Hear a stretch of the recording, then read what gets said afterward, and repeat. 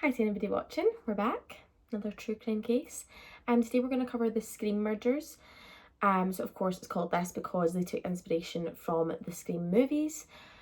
Today's case is one that whenever I hear people talking about it, there's a lot of debate about moral issues, such as when people commit crimes so young and they go to prison for it. Like, obviously a lot of people struggle with the idea of somebody being convicted so young then spending their whole life in prison. So it sparks a lot of debate, this case. It also sparks a lot of debate in terms of like content that we allow children to watch and be exposed to, and the impact that has. So as much as I can, I'm going to kind of put my own opinion in. Is my opinion right? Absolutely not. Like, you know what I mean? It's open to discussion, and like, yeah, like it's just open to everybody's interpretation, what they think. But for me personally, I do have opinions, and they're not the correct opinions or the wrong opinions, they're just my opinions. And then again, like I said last week, this is me by myself just investigating these cases and wanting to talk about them. So anything I have in these cases is just information I found online. So if anything is wrong, you let me know, and we'll have a chat about it in the comments, or anything you think I missed or you want me to add, you know what I mean? It's all just a work in progress. But yeah, this case today for me is personally really interesting. I do find the discussion very like complex, and I change my opinion on it so often. I think for me, going into it so that we're just aware of like my kind of bias on the topic, I think on a larger scale, so we're not talking about murdering or anything like that, we're just talking about on a large scale. When we make a mistake in life, I don't think that should define us for the rest of our lives. I think we can grow and move on, and we'll never make those mistakes again. But however, when I think you make a mistake as severe as murdering, attacking somebody, you know what I mean, all these types of severe mistakes, do I then think you should be rewarded for the fact you'll never do that again? No. I think when you've committed a crime and you end up in prison for a crime, you should spend your time for whatever you've been charged for that crime. And if it's murder and you've been sentenced to a life sentence, that's what you should be doing, because that for me is like the cause of the crime that you committed. And I just think for me, there's no ifs and buts about that. You did make a mistake to that magnitude. You don't deserve to be rewarded for the fact that you'll never do it again. Like, that doesn't matter to me. So I think that's my kind of opinion going into these types of things. And for me, I don't really care what age you are. If you're old enough to commit these heinous acts, then you're old enough to suffer the consequences, and that is my opinion. Obviously that is a very black and white in the moment, and there are times, like I said, that I go, oh, but they were so young, or maybe they didn't understand. But for this case, nah, they knew what they were doing. They had no remorse, and they deserve exactly what ends up happening to them. So we're gonna get into it, but I just thought I would set the scene of my kind of opinions on these types of topics straight off the bat, so that we know where we stand going in. So like I said, these are like the Scream murders, and it is in Bannock County, Idaho. I really struggle with how you pronounce things, so I'm so sorry. It's in 2006. And the people that are involved in this case are Tori Adamichi, I believe is how you maybe say it. And he was born on June 14th, 1990, which makes him a Gemini. And Brian Drape, who was born March 21st, 1990, that makes him an Aries. And Cassie Jo Stoddart, who was born on 21st of December in 1989, which makes her a Sagittarius. So Sagittariuses are meant to be very like fiery, energetic and lively people, very passionate, very thoughtful, and she has been described as all these things in her life.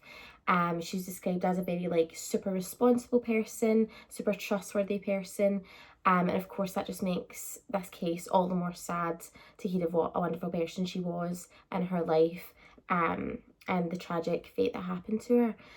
So we're going to go to September 22nd, 2006. And Casey is like house sitting for our auntie, and they've got pets, so she's house sitting, obviously with pets in the house as well. Some people do obviously get their house sat regardless of having animals, but of course the reason that the events kind of go down the way they do in this case is because there were pets there and Casey didn't want to leave them. So Casey invited her boyfriend round, so her boyfriend's Matt Beckham, to join her while she's house sitting. Obviously very normal, and like I've said, her family knows she's trustworthy, so there would be no issues with that from her family. So he was round there keeping her company while she was house sitting basically. And Beckham invited his friends Tori and Brian round. And now Tori and Brian talk quickly about their childhood, because this is a weird case of there's not really anything bad to discuss about either of their childhoods.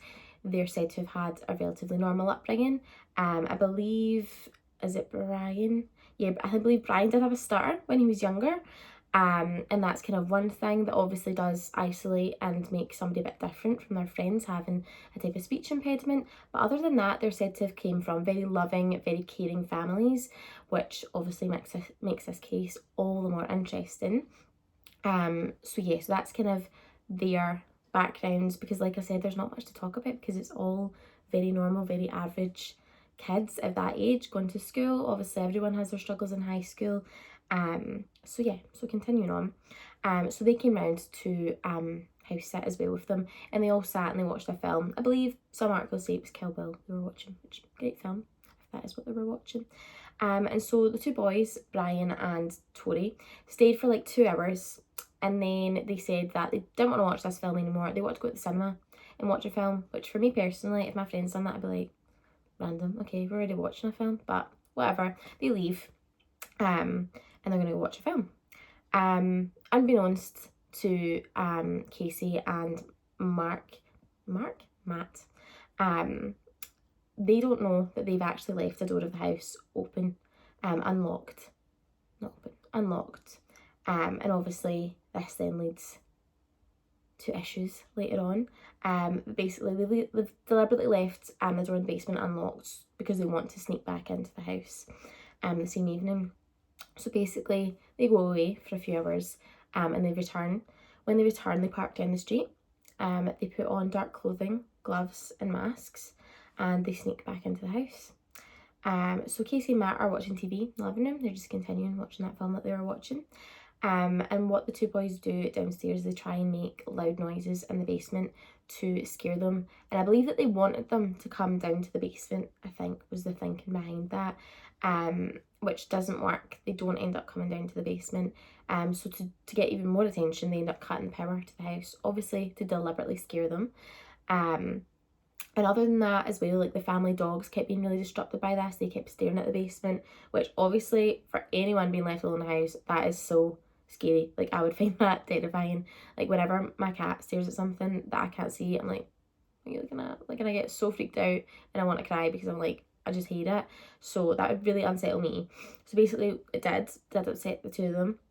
So Matt called his mum and basically asked if he could stay at this house with Casey to keep her company during the night. And unfortunately his mum said no, that he couldn't stay. But Casey, if she wanted to, could go and stay at theirs. So mum did offer them an alternative.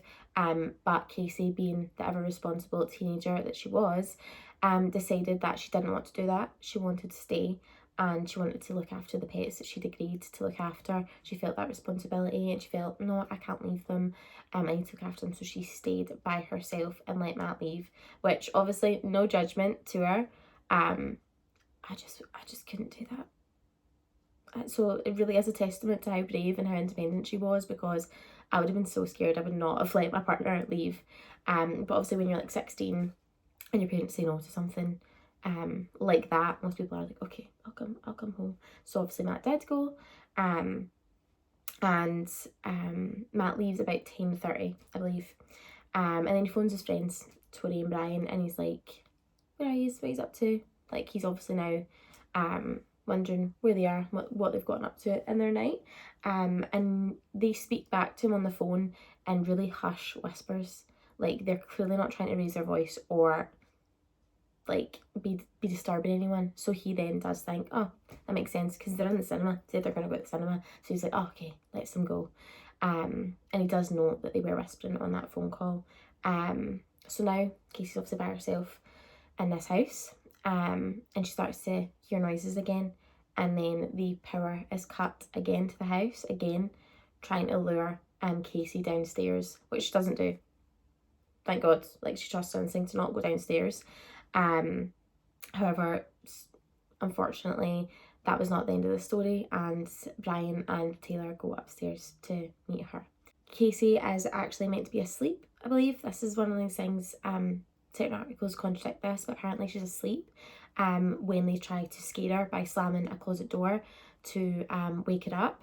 And at this moment, Brian is holding a dagger and Taylor has a hunting knife, which is kind of said again in articles that they've got from like pawn shops in their area. That's how they've like acquired these weapons. So when this fail of like the slamming the closet door to frighten her fails because she's asleep on a couch, they launch their attack. They stabbed her at approximately 30 times, 12 of which were fatal. They were like in the kind of heart area, 12 of these wounds, which of course were fatal for her. And then they just left her. They just left her to bleed out. And of course they had masks on, so that's kind of, I mean, I'm really trying to find light in a horribly dark situation, but at least Casey might not have known who her attackers were, because I could only imagine if she'd known who they were, the absolute betrayal of knowing it's your friends literally murdering you. It's disgusting. Someone she trusted, someone she had in her house a few hours ago. It's horrendous. So my own silver lining is maybe she didn't know that it was her own friends doing this to her. So the next day goes by, and of course they've left Casey to bleed out, so no one yet knows what's happened. So the next day, Matt and Tony meet up, and Matt is really stressed. He keeps trying to call Casey and she's not picking up her phone. She's getting really stressed. So from all this, ends up being that the police are called, but her body wasn't actually recovered till 2 days after, on September 24th, 2006. Now this was linked very quickly to Tori and Brian. I'm not actually sure how they linked it so close to them, other than the fact obviously their names would have been involved because they were there. But very quickly obviously they were questioned, and when they were questioned their stories didn't really make much sense. I believe that they were asked what movie they went to see, and neither of them really knew anything about the movie that they were supposedly watching. Obviously very suspicious. And then from there they start to kind of crack and they start to blame each other for what happened and for neither of them really understanding what was going on that night. And from there Brian ends up confessing and leading the police to evidence that they buried in the Black Rock Canyon area where they live. The evidence that the police found included 2 dagger-style knives with sheaths, a knife with a smooth blade, a folding knife, a red and white mask, some latex gloves, and what really sealed the deal was videotape footage of both killers. And in this footage is them quite clearly planning Casey's murder. So this is why I think this case has so much like notoriety around it, because of these videotapes that were so damning. I think it would have been pretty famous without that, but it is obviously why it is such a spoke about case. It also included footage of them reacting to the murder after they'd done it. They're literally heard on tape saying things like, "Just killed Casey," and "We just left her house. This is not a two-word joke. I stabbed her in the throat. I saw her lifeless body." So obviously very, very damning evidence, and obviously the police must have been like, well, case closed. We've literally got the most damning evidence on these 2 boys. Then obviously they're looking further into the boys, and it comes out that obviously these boys are just very disturbed, and they've gone down a very dark path of being obsessed with serial killers. They are supposedly to have had a death list that included names of not just Casey but other friends and classmates in their school. And in these videos and stuff like that, they have a lot of references to notorious serial killers, such as like the Hillside Strangler, the Zodiac Killer, Ted Bundy. We're talking about a lot of this. They're talking about the Colombian high school shooters as well, which obviously they were very famous for a similar case of like, as in there's footage of them and stuff like that as well. And then, like we've mentioned, the horror Scream murders, where of course you've got is it Drew Barrymore? gets murdered by her friends, I believe in the beginning of that Scream film. So that is why these cases are called that, because it is so similar, and the boys were obsessed with these Scream films. And now this is where the kind of discussion starts of people being like, well, had they not watched all these movies, this would have never happened. And again, for me, I just don't believe that. As somebody who loves true crime, loves horror films, loves thrillers, I don't think that these things are immediately linked to each other. I think if you have sadistic and fantasies of this nature, you are going to find content that encourages this no matter where you are in life, whether that be books, you know what I mean? It's not just films or video games, it's everything. You're going to find it, and if you have then the urge to think of this, you're going to do that regardless of what you're watching. I just don't believe that they are inherently linked to each other. Does it make sense that people then become obsessed with them? Yes, but I don't think that watching a horror film then makes the average person flip a switch and go, that's a great idea, I'm going to do that. I just don't believe that that is how these things work. I think there needs to already be urges and instincts and fantasies there, and then obviously films like this will then become an obsession for people. Like that's just my understanding and thinking of it personally. Again, like I said, I'm no scientist, I'm no psychologist, but I just don't think that they are.